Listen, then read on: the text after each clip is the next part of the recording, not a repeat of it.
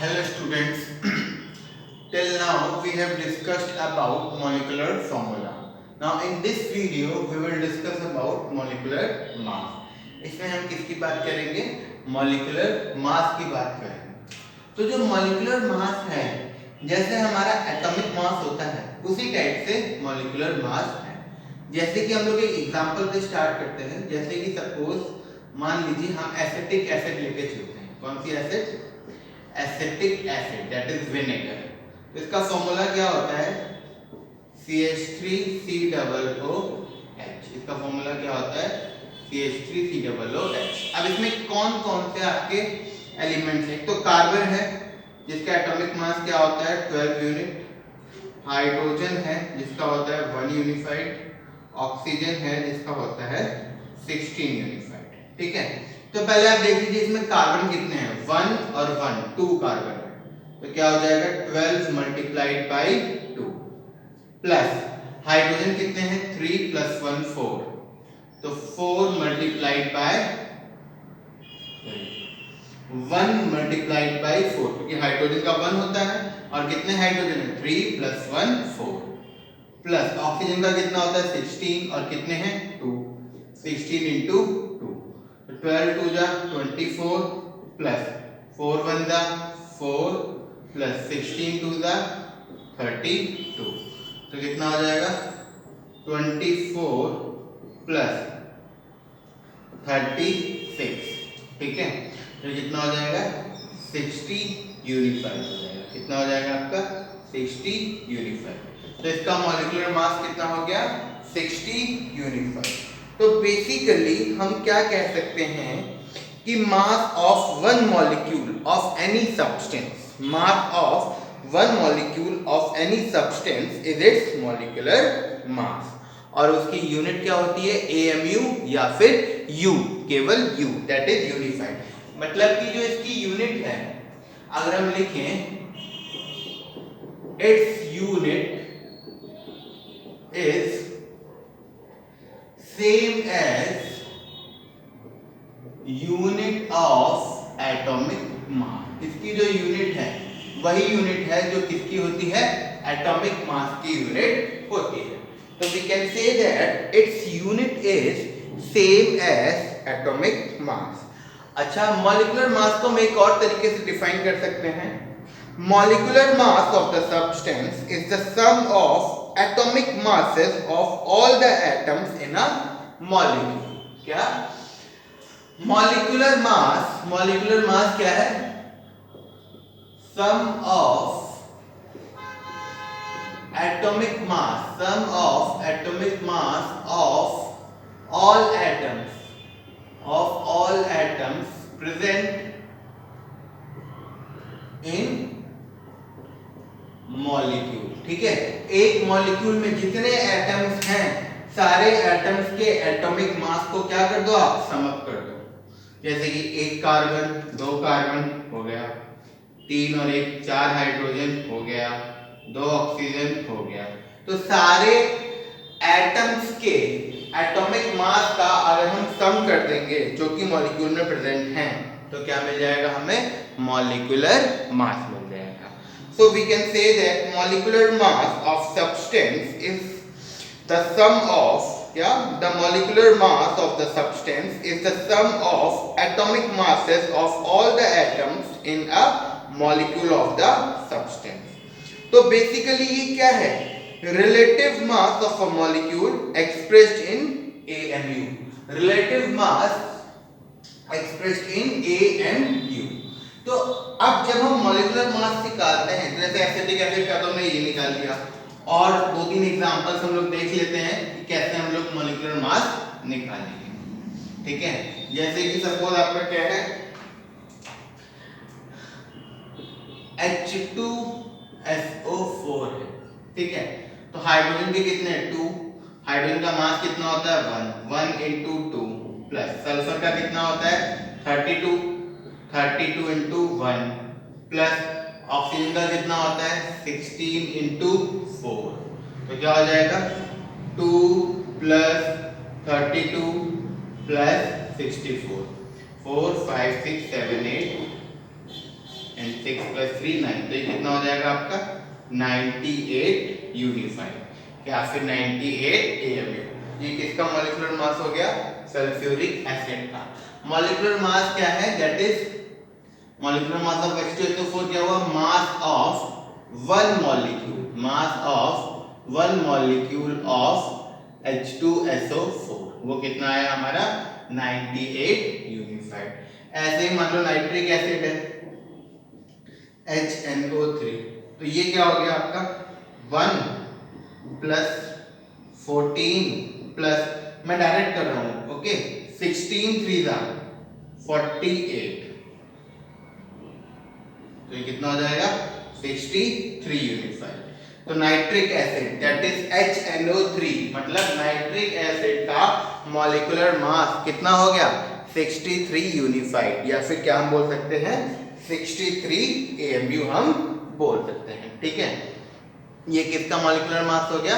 Nitric acid का। किसका हो गया? हमारा नाइट्रिक एसिड का मॉलिक्यूलर मास हो गया। अच्छा, जैसे मॉलिक्यूलर मास है इसी तरीके से एक टर्म हमारा और होता है दैट इज फॉर्मूला मास। तो ऐसा कोई कंफ्यूज होने वाली बात नहीं है, मॉलिक्यूलर मास और फॉर्मूला मास लगभग सेम होते हैं। ठीक है, तो व्हेन वी आर सेइंग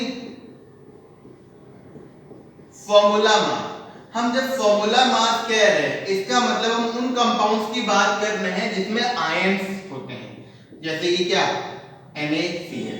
तो इसमें कौन कौन से आयन है? ये कैटायन है और Cl- एनायन। तो इसका जब आप मास निकालेंगे तो Na का कितना होता है 23, Cl का कितना होता है 35.5, तो कितना हो जाएगा 58.5 यूनिफाइड। ठीक है, जैसे कि क्या हो जाएगा आपका NaOH, इसका जो आप मास निकालेंगे, ठीक है 23 प्लस ऑक्सीजन का 16 + 1। ठीक है, तो इसमें देखिए आयन्स कौन कौन से हैं आपका, एक आयन है सोडियम आयन, एक है हाइड्रोक्साइड आयन। ठीक है, तो जब आपके किसी भी मॉलिक्यूल में आयन्स होते हैं, ठीक है, कोई मॉलिक्यूल आयनिक होता है तो वहां पे हम फॉर्मूला मास कह देते हैं। और वैसे अगर आप मॉलिक्यूलर मास भी इसका मतलब कि इसको अगर हम मॉलिक्यूलर मास ऑफ NaCl भी कह रहे हैं तब भी कोई गलत नहीं है। We can also call it molecular mass of NaCl और फॉर्मूला मास ऑफ NaCl। ठीक है, तो दोनों का क्योंकि पैटर्न सेम है, बस फॉर्मूला मास हम तब यूज करते हैं, वर्ड फॉर्मूला मास हम तब यूज कर लेते हैं जब कोई भी कंपाउंड में जो आपके आयन्स का यूज हो रहा है। जैसे कि NaCl में आपके कौन कौन से आयन्स हैं? Na+ है और Cl- है। ठीक है, तो इस तरीके में हम किसी भी कंपाउंड का मॉलिक्यूलर मास निकालते हैं। ठीक है, तो ये तो हमारे हो गई किसकी बात? मॉलिक्यूलर मास की बात हो गई। ठीक है, अब हम बात करेंगे मोल कॉन्सेप्ट। ये बहुत ही इंपॉर्टेंट है, किसकी बात करेंगे हम? Mole concept. ठीक है, तो मोल कॉन्सेप्ट जब हम पढ़ते हैं, ठीक है, तो सबसे पहले क्वेश्चन आता है मोल का मतलब क्या है। तो पहले हम कुछ वर्ड्स देखते हैं जो कि हम यूज करते हैं बहुत ज्यादा। जैसे कि एक वर्ड है डजन। डजन का मतलब क्या होता है? जब भी हम कहते हैं डजन तो अंडरस्टूड है, डजन इज इक्वल टू 12। ऐसे ही अगर हमने बोला स्कोर, अगर हमने बोला score that means it is equal to 20। Score it is equal to 20। अगर हमने ग्रॉस बोला, क्या बोला? ग्रॉस बोला, दैट इज इक्वल टू 144। अगर हमने सेंट बोला, CENT cent, that is equal to 100। तो देखिए, जैसे कि जब हम बोलते हैं 1 dozen that means we are talking about 12, 1 score means 20, 1 gross means 144, 1 cent means 100।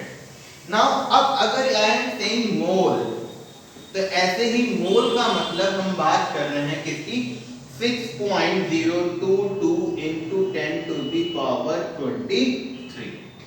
ऐसे ही मोल किसके बराबर होता है? 6.022 into 10 to the power 23। Okay, इस नंबर के बराबर होता है। डजन हमारा 12 के बराबर होता है, स्कोर हमारा 20 के बराबर होता है, ग्रॉस हमारा 144 के बराबर होता है, सेंट हमारा 100 के बराबर होता है। इसी तरीके से मोल जो है वो हमारा 6.022 into 10 to the power 23 के बराबर होता है। अब ये जो नंबर है 6.022 into 10 to the power 23, ये नंबर एक साइंटिस्ट थे, उन्होंने दिया था, हिज नेम वाज एवोगाड्रो। ठीक है, तो इसीलिए इस नंबर को हम क्या बोलते हैं? Avogadro's number. 6.022 into 10 to the power 23 को हम क्या बोलते हैं? एवोगाड्रोस नंबर बोलते हैं। क्या बोलते हैं? एवोगाड्रोस नंबर बोलते हैं। तो this number 6.022 into 10 to the power 23 is called Avogadro's number. और इसको किससे रिप्रेजेंट करते हैं? N then A। अब इसको आप सोडियम से कंफ्यूज मत करिएगा, क्योंकि सोडियम क्या होता है? Capital N then small a। ये हमारा क्या होता है? सोडियम होता है। एंड एवोगाड्रो नंबर क्या होता है? कैपिटल N और थोड़ा सा सफिक्स में थोड़ा सा छोटा करके कैपिटल A लिखते हैं। तो ये हमारा क्या होता है? Avogadro's number. Avogadro's number. तो don't get confused with symbol of sodium. Sodium के सिंबल में N देन सफिक्स में small a, and Avogadro's number में कैपिटल N देन साइज छोटा होगा लेकिन कैपिटल A ही हम लिखेंगे। Na ऐसे मत लिखिएगा एवोगाड्रो नंबर में, बहुत लोग लिख देते हैं Na, बराबर में नहीं आना चाहिए। ये N आया और ये छोटा सा a बट कैपिटल। ठीक है, ये होगा एवोगाड्रो नंबर। Na कैपिटल्स में बराबर बराबर है, तो इसका मतलब होता है नॉट एप्लीकेबल। इसका मतलब क्या होता है? Not applicable. तो N फिर छोटा सा कैपिटल A या फिर सफिक्स में capital A। So this is the symbol of Avogadro number. तो 1 मोल जब हम बोलते हैं तो किस नंबर की बात कर रहे हैं? 6.022 into 10 to the power 23 की हम बात कर रहे हैं, और उसको हम क्या बोलते हैं? Avogadro number. इस नंबर को हम क्या बोलते हैं? Avogadro number. ठीक है, that is 6.022 into 10 to the power 23। अच्छा, अब अगर हम एक बात करें, ये मैं हटा देता हूं एवोगाड्रो नंबर, इतना बस हम देखते हैं। ठीक है, अब अगर मैं कह रहा हूं आपसे कि गो एंड गेट बनाना, अब आप बनानास लेने गए। ठीक है, अब हमने बोला अगर आपको क्या खरीदना है? बनानास खरीदना है, बनाना। ठीक है, अब अगर आपने 1 डजन बनाना खरीदने हैं, तो 1 डजन बनाना का मतलब आप कितने बनाना खरीदेंगे? 12 बनानास। ठीक है, अब अगर मैंने बोला 1 स्कोर ऑफ बनानास खरीदिए, तो आप कितने बनानास खरीदेंगे? 20 बनानास खरीदेंगे, है ना। अगर मैंने बोला 1 ग्रॉस बनानास खरीदिए, तो आप कितने बनानास खरीदेंगे?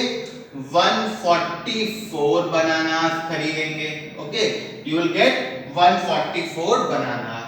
And if I am saying get 1 cent of bananas, then you will get 100 bananas. Okay, you will get 100 bananas.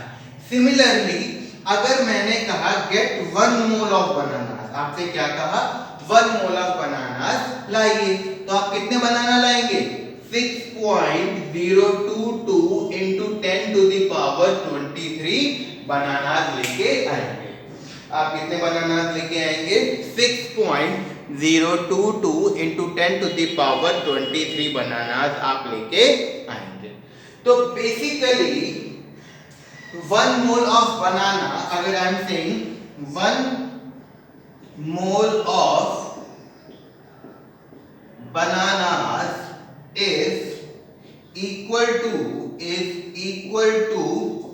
Na bananas. किसके बराबर है वो? Na बनानास के बराबर है। या फिर Na की जगह हम ये भी लिख सकते हैं 6.022 into 10 to the power मतलब कि 1 मोल ऑफ बनाना किसके बराबर है? 6.022 into 10 to the power 23 बनाना के बराबर है। दैट इज 1 मोल ऑफ बनाना। अब इसी तरीके से अगर बनाना की जगह क्या आ गया? ऑरेंज आ गया, मान लीजिए 1 मोल ऑफ ऑरेंज। हाँ, तो 1 dozen orange 12 orange, 1 score 20, 1 gross orange 144 orange, 1 cent of orange 100 orange, 1 mole of orange 6.022 into 10 to the power 23 orange. मतलब कि किसी भी चीज का अगर 1 डजन है तो उसका 12, किसी भी चीज का 1 स्कोर है दैट मींस उसकी 20, और किसी भी चीज का 1 मोल है दैट मींस उसका 6.022 into 10 to the power 23। तो अब अगर कोई कहे आपसे कि डिफाइन 1 मोल, क्या 1 मोल, तो अब 1 मोल क्या क्वांटिटी होती है? कोई अगर आपसे कहता है डिफाइन 1 मोल, ठीक है, तो 1 mole of substance, 1 mole of substance is defined as quantity which contains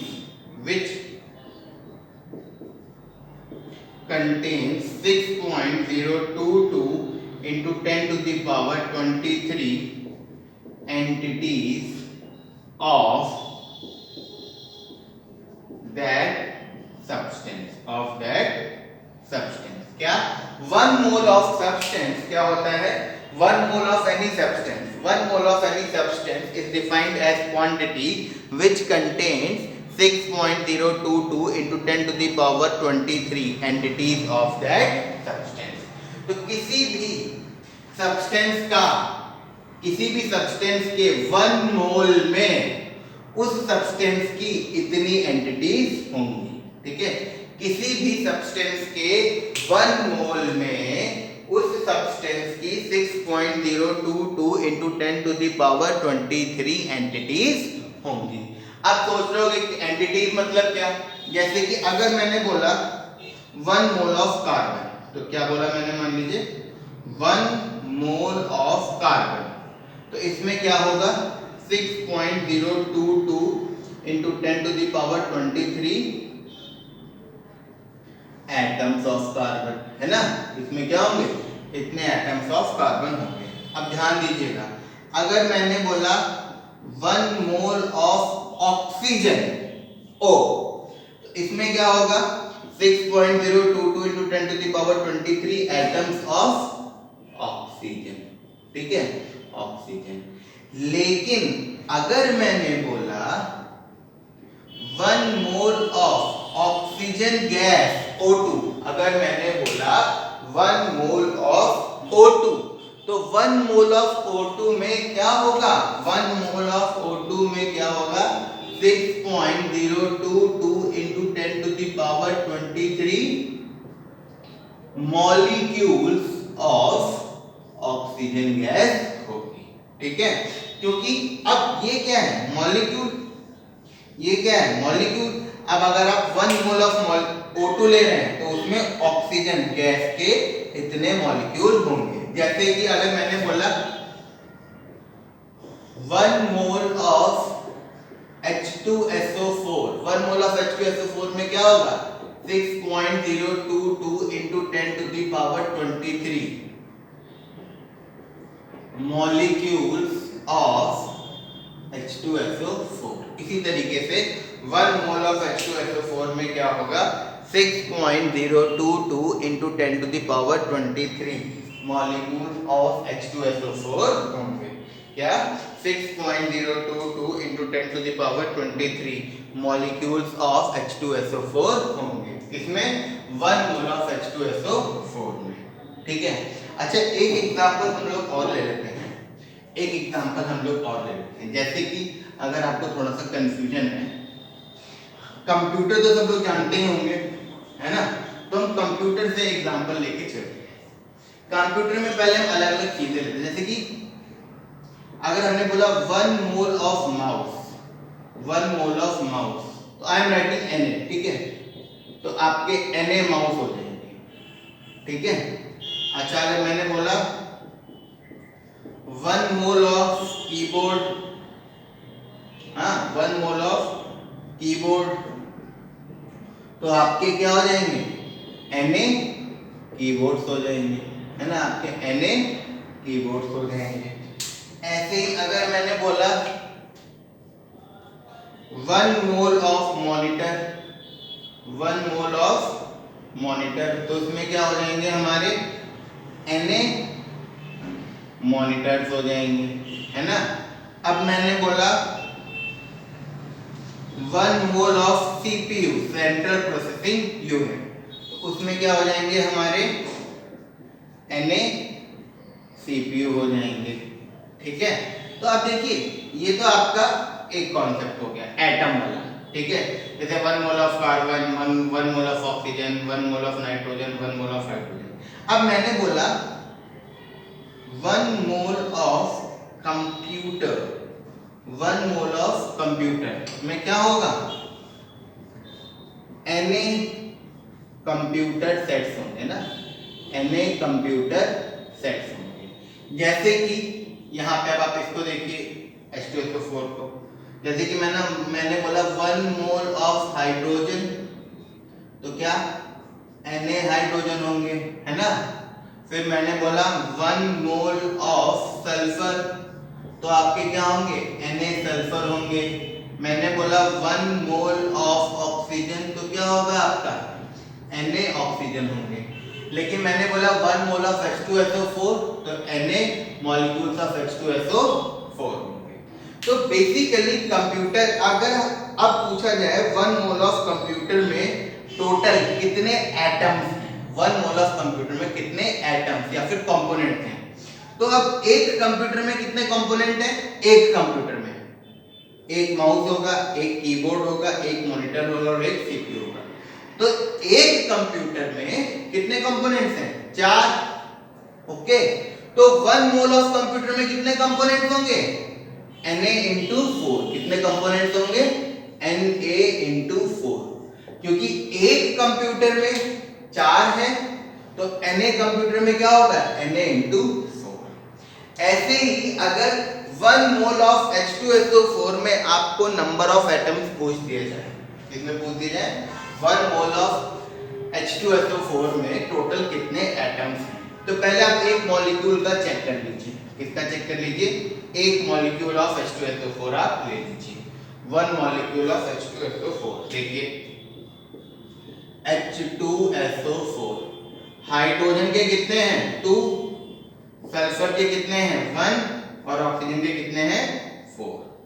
तो अब 1 मोल में, ये किसमें है, 1 मॉलिक्यूल में, तो 1 मोल में 1 मोल ऑफ H2SO4 में, 1 मोल ऑफ H2SO4 में हाइड्रोजन के कितने हो जाएंगे, एक मॉलिक्यूल में 2, तो Na मॉलिक्यूल में कितने हो जाएंगे, 2 into Na।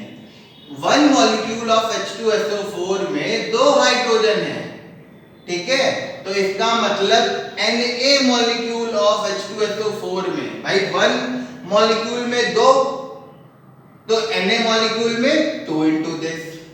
ऐसे सल्फर कितने हो जाएंगे, 1 into Na। ऐसे ऑक्सीजन कितने हो जाएंगे, 4 into Na।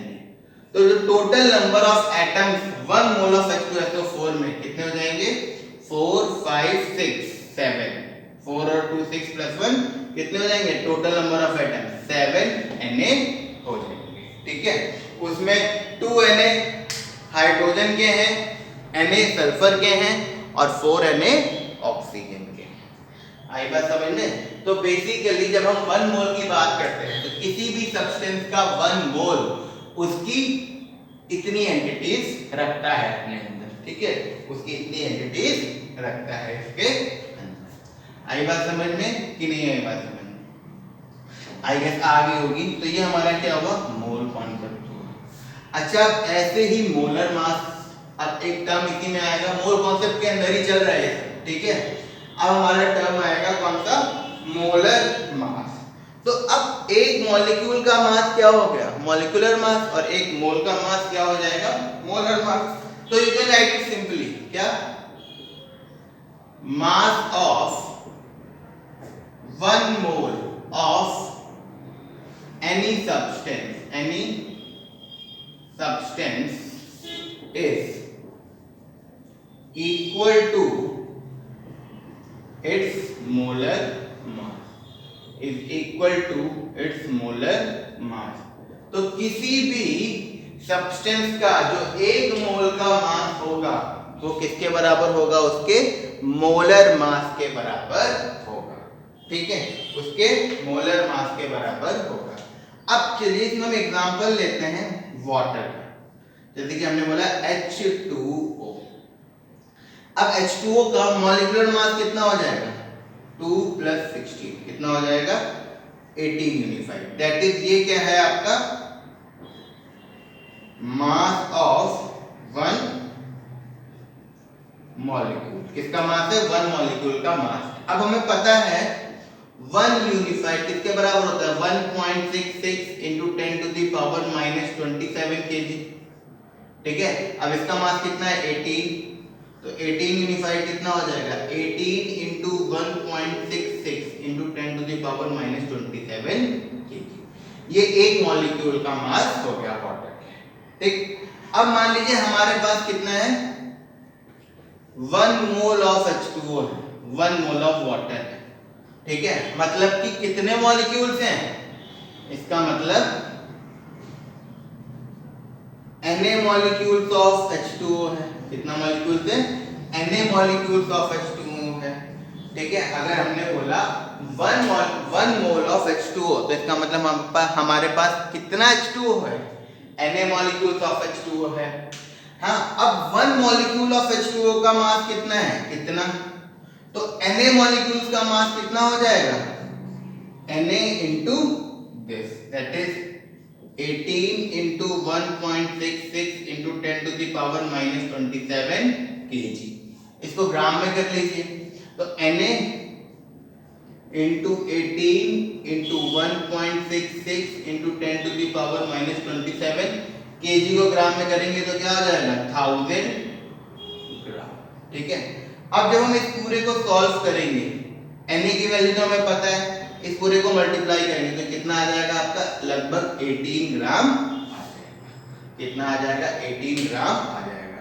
तो जो Na मॉलिक्यूल्स का मास है वो क्या है आपका, मोलर मास। क्या, मोलर मास। ठीक है, क्यों, क्योंकि 1 मोल में Na मॉलिक्यूल्स हैं। तो अब आप देखिए 1 मॉलिक्यूल ऑफ H2O का मास कितना है, 18U, और उसका 1 मोल का मास कितना है, 18 ग्राम। तो क्या समझ में आया, वही जो मॉलिक्यूलर मास है उसको अगर आप ग्राम में लिख देंगे, जैसे 18U की जगह अगर आप 18 ग्राम लिख देते हैं तो वो क्या हो जाएगा, मोलर मास हो जाएगा। ठीक है, जैसे कि अगर हम एक और एग्जांपल ले लें H2SO4, सेम प्रोसेस से अगर हम क्या ले लें H2SO4, हाँ, तो इसका जो हमारा मॉलिक्यूलर मास आएगा वो कितना आएगा, 98 यूनिफाइड। तो अगर आप केजी में करेंगे तो क्या हो जाएगा, ये 98 × 1.66 × 10⁻⁻27 kg हो जाएगा। अब यहाँ पे 1 मोल ऑफ क्या हो गया, H2SO4, तो यहाँ भी क्या हो गया, Na मॉलिक्यूल्स ऑफ H2SO4। तो क्या हो जाएगा, अब 1 मॉलिक्यूल का इतना है तो आपका Na मॉलिक्यूल का क्या हो जाएगा, 18 की जगह क्या हो जाएगा हमारा, 98। तो जब आप इस पूरे को सॉल्व करेंगे यहाँ क्या आ जाएगा, 98 ग्राम। तो आप देखिए H2SO4 का मॉलिक्यूलर मास कितना है, 98 यूनिफाइड, और H2SO4 का मोलर मास कितना आ गया, 98 ग्राम। ऐसे ही एटॉमिक मास, जैसे कि सोडियम का एटॉमिक मास कितना होता है, 23 यूनिफाइड। तो कोई बोल दे सोडियम का, Na का मतलब सोडियम का एटॉमिक मास 23U होता है, तो सोडियम का मोलर मास कितना हो जाएगा, 23 ग्राम हो जाएगा। क्या हो जाएगा, 23 ग्राम हो जाएगा। ठीक है, तो बेसिकली हम क्या कह सकते हैं, बेसिकली बेसिकली हम क्या कह सकते हैं, मास of 1 mole of any substance is it's molar mass. ठीक है, दैट इज, अब मोलर मास मतलब कि एन एंटिटीज का जो मास होगा। तो मोलर मास क्या है, बेसिकली किसी भी चीज का मोलर मास क्या है आपका, मास ऑफ एन एंटिटीज। ठीक है, जैसे कि अब डजन मास क्या हो जाएगा, जैसे ये बनाना की बात करो, क्या करो, बनाना की बात करेंगे हम। किसकी बात करें, बनाना की। तो बनाना का डजन मास क्या हो जाएगा, 12 बनाना का जो मास होगा। बनाना का स्कोर मास क्या हो जाएगा, 20 बनानास का जो मास होगा। और बनाना का मोलर मास क्या हो जाएगा, जो Na बनानास का जो मास होगा वो बनानास का क्या हो जाएगा, मोलर मास हो जाएगा। ठीक है, और हम सिंपल जैसे कि मोलर मास जो है, एटॉमिक मास या मॉलिक्यूलर मास जो होता है उसी को बस हम ग्राम में लिख देते हैं। जैसे कि किसी भी सब्सटेंस का, किसी भी कोई भी आपका सब्सटेंस है, ठीक है, उसका एटॉमिक मास या फिर मॉलिक्यूलर मास, किसी भी सब्सटेंस का एटॉमिक मास या मॉलिक्यूलर मास कितना है आपका, x यूनिफाइड है। कितना है, x यूनिफाइड। क्या, एटॉमिक मास या मॉलिक्यूलर मास कितना है, x यूनिफाइड। तो उसका जो मोलर मास है वो क्या हो जाएगा, x ग्राम हो जाएगा। मोलर मास क्या हो जाएगा आपका, x ग्राम हो जाएगा। ठीक है, तो वो हमारा क्या हो जाएगा, मोलर मास हो जाएगा। ओके, चलो ये तो हमारा हो गया मोल कॉन्सेप्ट। अब क्वेश्चन इज हम नंबर ऑफ मोल्स कैसे निकालते हैं, नंबर ऑफ मोल्स हम कैसे निकालते हैं। अब हम देखेंगे how we will find number of moles. अब देखिए, जब हम नंबर ऑफ मोल्स निकालने की बात करते हैं, किसकी बात करते हैं, नंबर ऑफ मोल्स निकालने की जब हम बात करते हैं,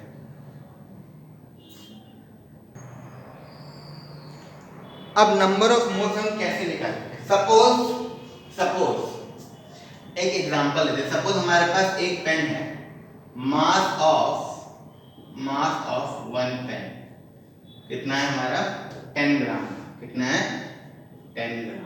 एक पेन है, उसका मास कितना है, 10 ग्राम। अब सपोज तो फाइंड, तो अगर 10 ग्राम पेन ले रहे हैं तो अब मान लो आपके पास कितने पेन है, we have 40 gram of pen. कितने पेन है हमारे पास, 40 ग्राम पेन है। तो कितने पेन है इसका मतलब, तो आपका नंबर ऑफ पेन्स क्या हो जाएंगे, आपको कितना मास दिया हुआ है, 40 ग्राम, 40, और एक पेन का मास कितना है, 10। तो आपके पास कितने पेन हो जाएंगे, 4 पेन। ठीक है, यहीं पे अगर मान लो हमारे पास 40 की जगह कितने पेन दिए हुए हैं, कितने ग्राम ऑफ पेन दिए हुए हैं, 5 ग्राम ऑफ पेन दिए हुए हैं। 40 की जगह अगर हमारे पास कितना पेन दिया हुआ है, 5 ग्राम ऑफ पेन दिया हुआ है, तब नंबर ऑफ पेन कितने हो जाएंगे आपके, तब आपके क्या हो जाएंगे, नंबर ऑफ पेन वो कितने हो जाएंगे, 5 अपॉन में 1 पेन का मास कितना है, 10, तो कितने हो जाएंगे, 0.5 पेन, मतलब कि हाफ पेन। इसी तरीके से हम नंबर ऑफ मोल्स निकालते हैं। तो जो 1 पेन का मास है वो तो मोलर मास हो गया, और ये जो मास हमें यहां मिल रहा है ये गिवन मास हो गया। ये क्या हो गया, गिवन मास हो गया। ठीक है, तो बेसिकली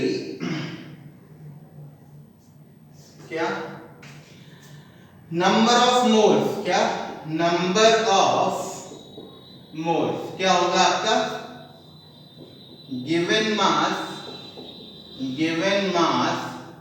अपॉन में मोलर मास, गिवन मास अपॉन में मोलर मास। ये हमारे क्या हो जाएंगे, नंबर ऑफ मोल्स हो जाएंगे। हमारे नंबर ऑफ मोल्स क्या होंगे, गिवन मास अपॉन में मोलर मास। अब एग्जांपल लेके चल लेते हैं। सपोज फाइंड, क्या, find number of moles in 9.8 gram of H2SO4। ठीक है, तो हमें कितनी H2SO4 दी हुई है, 9.8। तो इसका मतलब हमारा जो गिवन मास है, क्या, हमारा जो गिवन मास है वो कितना हो गया, 9.8 ग्राम। अब H2SO4 का मोलर मास आपको निकालना पड़ेगा, वैसे ही जैसे मॉलिक्यूलर मास निकालते हैं H2SO4, तो 2 × 1 2 प्लस 32 प्लस 64, तो कितना आया 98 यूनिफाइड, मतलब कि मोलर मास कितना हो गया 98 ग्राम।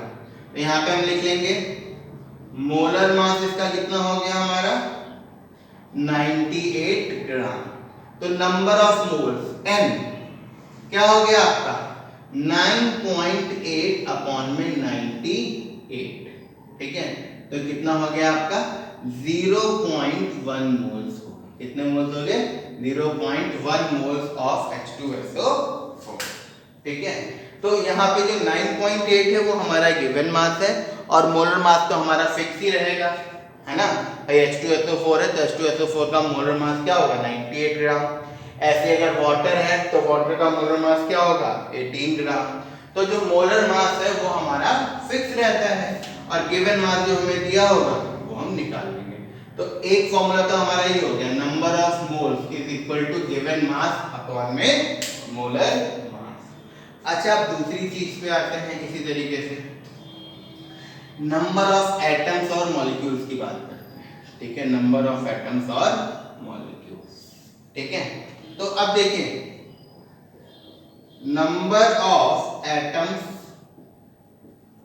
और मॉलिक्यूल्स, नंबर ऑफ एटम्स और मॉलिक्यूल्स, ठीक है। Molecules in one mole, in one mole किसके बराबर होगा आपका Na के बराबर, ठीक है। नंबर ऑफ एटम्स और molecules in one mole, one mole कि किसी भी सब्सटेंस में कितने मॉलिक्यूल्स या एटम्स होंगे Na, ठीक है। कितने मॉलिक्यूल्स या एटम्स होंगे Na। तो इसका मतलब नंबर ऑफ एटम्स और मॉलिक्यूल्स इन n मोल्स, इन अब n मोल्स में कितने होंगे देखो 1 मोल में Na तो n मोल में कितने होंगे n इंटू Na। तो ये जो है आपके इसको मैं ऐसे लिख लूं क्या नंबर ऑफ एटम्स और मॉलिक्यूल, ठीक है।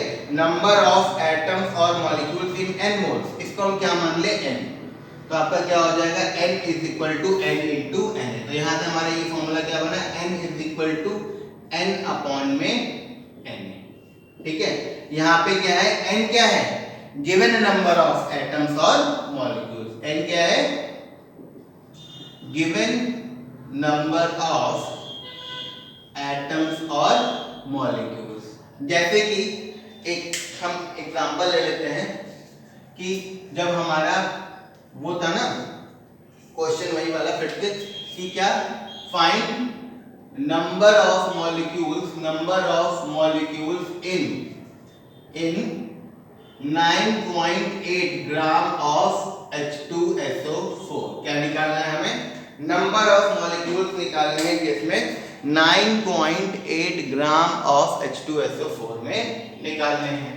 तो हमें पता है अभी हमने सॉल्व किया था तो नंबर ऑफ मोल्स कितने हो जाएंगे 0.1 हो जाएंगे। नंबर ऑफ मोल्स कितने हो जाएंगे 0.1। अब हमें पता है यहाँ पे आप पुट कर दीजिए तो 0.1 is equal to n upon में Na, ठीक है। n अपॉन में Na।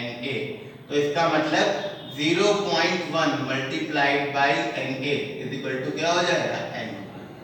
तो आपके जो नंबर ऑफ मॉलिक्यूल्स हैं वो कितने हो जाएंगे 0.1 इंटू Na या फिर 0.1 into 6.022 into 10 to the power 23, ये हमारा n हो जाएगा। तो आपका 2 हो गया। अच्छा n नंबर ऑफ मोल्स को हम n से स्मॉल n से रिप्रेजेंट करते हैं तो n is equal to given mass upon में मोलर मास या फिर n is equal to number of atoms upon में अवोगाड्रो नंबर। तो हम इन दोनों को भी बराबर रख सकते हैं ना। तो इसका मतलब क्या हो गया आपका कि n अपॉन में Na इज इक्वल टू क्या होता है हमारा given mass upon molar mass, given mass upon में मोलर मास, ठीक है।